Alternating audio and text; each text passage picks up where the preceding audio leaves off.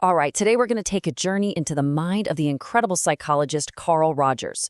We're going to map out this really fascinating and, let's be honest, deeply human process. Why do we sometimes feel so disconnected from our true selves? What are the barriers that get in our way? So let's trace that map and see exactly where it leads us. I mean, it's a question we've all asked, right? At some point, you want to be authentic. You want to follow your gut, but something just gets in the way. We find ourselves trying to live up to some expectation, or maybe playing a role we think we're supposed to play. Well, Carl Rogers believed he knew why, and it all starts with how we learn to see ourselves in the first place. In a perfect world, we would all get what Rogers called unconditional positive regard. Basically, love and acceptance, no strings attached, just for being who we are. But the reality for most of us, it's more like conditional approval. We learn really early on that we're valued for what we do, not just for who we are. And that one little distinction, that's where all the trouble begins. And this leads us to a kind of fork in the road. It's a point where we start to trade little pieces of our authentic self in exchange for the approval of others. This is the first major barrier on Rogers' map. Rogers gave this trade-off a name: conditions of worth. It's that little voice inside your head that says, I'm only a good person if I'm successful, or I'm only lovable if I'm not too emotional, not too loud. These are rules that we didn't write, but we start living by them like they're our own personal gospel. And Rogers' insight here is so subtle, but wow, is it powerful. It's not about being unloved. It's about being loved in pieces. We feel like certain parts of us are prized while other parts are not. And to keep that approval coming, we start to hide or even reject the parts of ourselves that don't make the cut. And you can probably guess what happens next, right? It's a total domino effect. We stop trusting our own gut feelings. We start adopting the values of our parents, our friends, our culture, a process Rogers called introjection. And slowly, bit by bit, we become estranged from what he called our organismic self, our true, unfiltered experience of the world. We start looking outside for the answers that used to come from within. So once we start living by somebody else's rules, a gap begins to form. It's like a division right down the middle of us. And this internal split, this is the next major landmark on our map. Rogers laid out a really clear path from those initial conditions of worth to what he called psychological distress. It starts with something called incongruence, which then leads to defensiveness. And if that fails, it can result in disorganization. This is the whole map we're going to be exploring today. So what is this incongruence thing?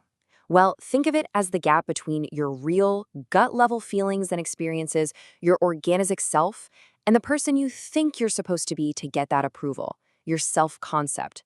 The bigger this gap gets, the more psychological tension and anxiety you're going to feel. Now, we don't always feel this gap consciously. At first, Rogers says we're just vulnerable. We might act in ways that don't really make sense to us because we're not even aware of the internal conflict. Then that might bubble up as a general feeling of anxiety, just this dim awareness that something is off. But when that gap gets too big to ignore, it becomes a full-blown threat, a terrifying feeling that our very self is no longer whole. And what do we do when we feel threatened? It's human nature, right? We defend ourselves. To cope with the anxiety from this internal gap, our minds naturally start building these protective walls. Rogers called this defensiveness. It's basically our mind's way of protecting that fragile self-concept we've built up. If a real feeling or experience comes along that doesn't fit the story of me I'm supposed to be, my mind will either twist it or just ignore it completely, anything to keep that anxiety away. Our minds get pretty creative here, and they have two main strategies. The most common one is distortion. We misinterpret reality so it fits our narrative. Like, let's say you see yourself as a perfect student and you get critical feedback. You might distort that into, oh, the professor is just jealous of my ideas. Then there's denial, which is way more extreme. You just refuse to acknowledge the experience ever happened. That critical feedback? Nope, never got it. But here's the thing about these walls. They aren't foolproof. Being defensive takes a ton of energy. And what happens when the gap just gets too wide or an experience is too powerful to deny or distort? Well, the walls can start to crumble. This is what Rogers called disorganization. It's a state where your defenses just can't hold up anymore. The incongruence between your real experience and your self-concept just bursts right through. And this can happen all of a sudden, or it can be something that builds up over a really long time. When this happens, a person's behavior can seem bizarre or confusing from the outside. Their actions might suddenly line up with feelings they've been pushing down for years. Rogers gave this example of a woman who was always very prim and proper, who suddenly starts using really explicit language. Her behavior isn't random. It's actually consistent with a part of her that just broke through her defenses. Or sometimes the self-concept itself just shatters, and the person starts acting in a confused and inconsistent way. Okay, now I know this all might sound very clinical, maybe a little heavy, but this is honestly the most important part of Rogers' whole theory. He wasn't just creating labels to stick on people, he was describing a universal human experience. And this is the beautiful human part of his theory. We are all somewhere on this map.